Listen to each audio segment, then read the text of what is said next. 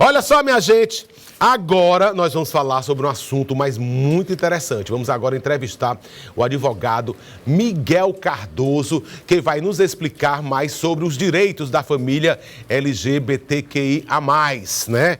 A gente está vendo aí que o direito homoafetivo é uma das novas áreas do direito que mais avança nos últimos tempos, né? E eu gostaria, para participar dessa entrevista aqui, deixa eu dar logo um bom dia para ele, deixa eu dar um bom dia logo para ele. Olá, doutor Miguel, bom dia para o senhor, tudo bem? Olá, bom dia. Prazer estar contigo aqui. Ei, Miguel, tem uma galera boa aqui, tá bom? Que acabou de chegar aqui nos meus estúdios, que é um pessoal lá da cidade de Picos. E eu gostaria que ele participasse aqui da nossa entrevista. Então, pode entrar aqui, você de Picos, podem vir todos vocês. Ei! É você mesmo. Pode entrar. Foi no improviso, mas eu gosto que tu pode entrar com vontade, porque tempo de televisão é correndo. É ligeiro bala. Depois eu apresento vocês, tá bom? Prazerzaço, fique aqui do lado, pra gente acompanhar juntos como é que é feito a entrevista ao vivo. Por conta, minha gente, da pandemia, que tudo era presencial, né? Por conta da pandemia, a gente está fazendo as entrevistas através de Skype, né? Bom dia para vocês, eu mais um pouquinho para cá e eu vou falar sobre um assunto muito interessante. Volta aí no comecinho, por gentileza, bote lá no comecinho para eu falar o que é que vai acontecer, essa entrevista muito bacana, né? A gente vai entrevistar agora o advogado Miguel Cardoso, que vai nos explicar mais sobre os direitos da família LGBTQIA+. Doutor Miguel, mais uma vez, bom dia. Faz só mais um bocadinho para cá para a gente ver o doutor Miguel ao todo. Valeu. Bem, os direitos estão sendo adquiridos, né, para as famílias LGBT, mas ainda existe muita estrada a percorrer, mas até chegar aqui, quais foram aí as maiores barreiras para que a comunidade LGBTQIA+, chegasse a esse ponto? Olha, eu acredito que a primeira barreira que se iniciou foi o reconhecimento do casamento homoafetivo, né? A partir do momento que foi reconhecido o casamento de pessoas do mesmo sexo, começou a abrir portas para adoção homoafetiva e para as pessoas LGBTQIA+, poderem formar sua família. Acho que esse foi o pontapé inicial. Bem, e para a pessoa formar uma família, não necessariamente tem que ter um filho, né? Porque geralmente as pessoas ou adotam, ou então elas mesmas têm uma produção independente, né? Sim. Quando duas mulheres se casam, uma delas pode engravidar, várias formas familiares podem surgir, não é isso? Mas quais são as formas mais comuns, assim, que estão surgindo agora? As famílias, elas são plurais, existem vários tipos de famílias e também tem as famílias que elas optam por adoção, tem as famílias que já têm filhos, tem as famílias de casais que cada um tem sua família junto, as famílias. Então, as famílias, elas são bem plurais. Uhum.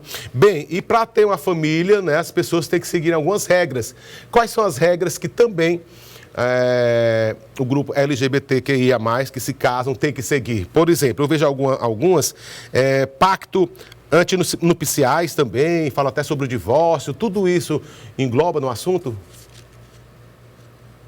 Na verdade, o que rege o processo de adoção é o Estatuto da Criança e do Adolescente, né? O Estatuto da Criança e do Adolescente, ele diz que qualquer pessoa, independente de gênero, sexualidade, e se é casada, divorciada, ou se tem união estável, ou se é solteiro, pode adotar uma pessoa, basta que seja maior de 18 anos, seja independente, tenha aquele âmbito familiar e a vontade de formar uma família. Já no caso de pessoas que vão adotar em conjunto, daí tem essa obrigatoriedade de estar casado civilmente ou ter uma união estável. Bem, mas para que isso tudo aconteça, regras são impostas, não é isso? E as pessoas, as autoridades estão aí atentando para toda essa necessidade, para que fique mais prático, então, essas doações, regularizar também a união estável, para ver em relação de questão de pensão, de divórcio, talvez até guarda de filhos, depois no casamento que não possa não dar certo. Tudo isso é pensado?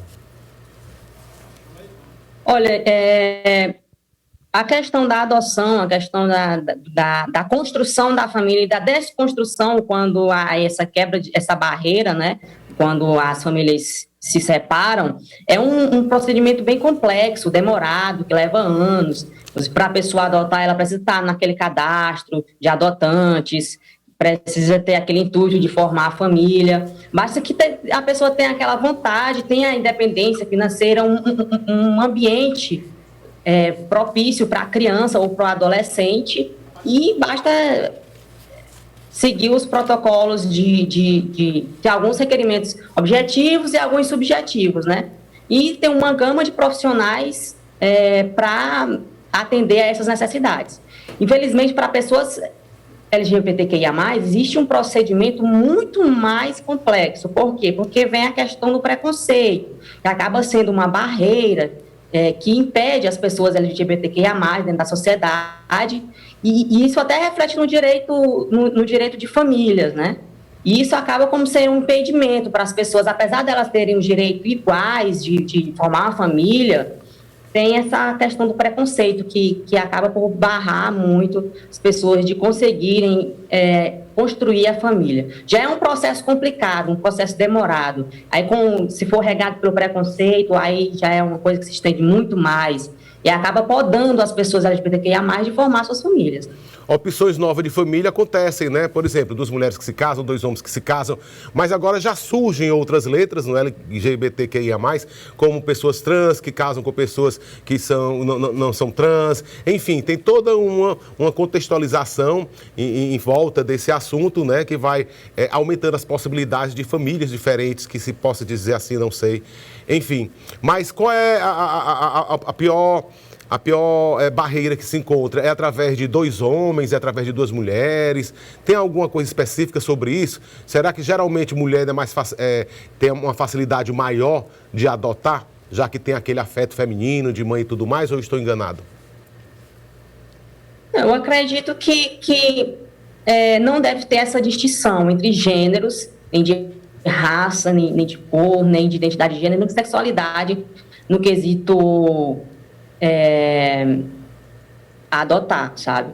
Acho que isso não deve ser um ponto a se contar, a questão de gênero, etc.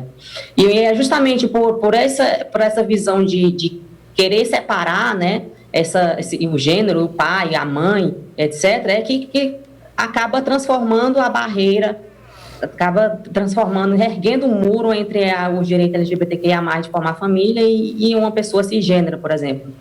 As famílias, elas são plurais, né? Elas são complexas e de diversas formas. Uma pessoa trans pode casar com uma pessoa cis, uma pessoa trans com uma pessoa trans.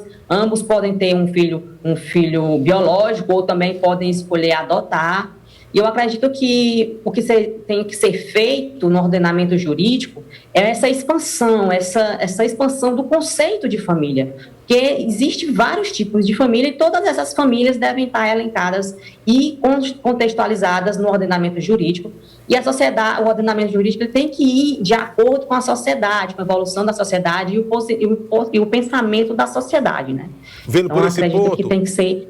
Vendo por esse ponto, acrescento até mais aqui uma abertura mais para as pessoas serem adotadas, que as pessoas podem adotar uma outra, mesmo sem serem casadas, mas se fossem amigos, são vizinhos, assumindo um compromisso, não é isso? De assegurar a alimentação, assegurar um estudo, assegurar uma convivência. Eu acho que não precisa necessariamente ter um casal para adotar as pessoas. Eu acho que isso resolveria muito aí as pessoas que não são adotadas, né?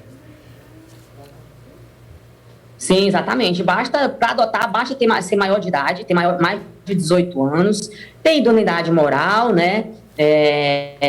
Ter aquela capacidade de dar um ambiente seguro para a criança, tanto financeiramente quanto emocionalmente, e ter aquele intuito de formar a família. Não necessariamente a pessoa precisa estar casada ou precisa formar um casal, a pessoa solteira pode adotar a criança e formar a sua família. Porque a pessoa solteira adotando uma criança ali já é um conceito de uma família. Por isso é uma forma muito plural de famílias. E tendo compromisso, existem vários tipos de família. Tendo compromisso, tendo amor, não é isso? Eu acho que isso se torna primordial. Porque às vezes, até como se diz aí, não, o casal tem que ser um homem, a mulher para ter um filho, mas às vezes a criança não encontra um ambiente necessário para crescer saudável psicologicamente e tudo mais, né? Eu acho que independe que seja biológico ou não, mas o amor tem que ser acima de tudo, o compromisso para sustentar as pessoas. A família é um dos bens mais preciosos da sociedade, então ela deve ser conceituada tendo como base os laços de afetividade, regado no amor, construída por indivíduos que, unidos por esses laços, que decidem formar e constituir uma família, né? Esse que deve ser o entendimento, acredito. Para quem quiser mais informação sobre esse assunto, entre em contato contigo, você pode esclarecer com mais detalhes. Pode entrar em contato comigo. Através no contato 988-170621 ou no e-mail dr.miguel.cardoso, com 2 O no final, @gmail.com. E mais prático, tem Instagram, Facebook? Tirar dúvidas e etc. Tem Facebook, Instagram, que às vezes as pessoas só têm um Facebook, Instagram para estender mais essa informação. Tem um Miguel Cardoso, só botar Miguel Cardoso, 2 O no final, que aparece lá o Instagram.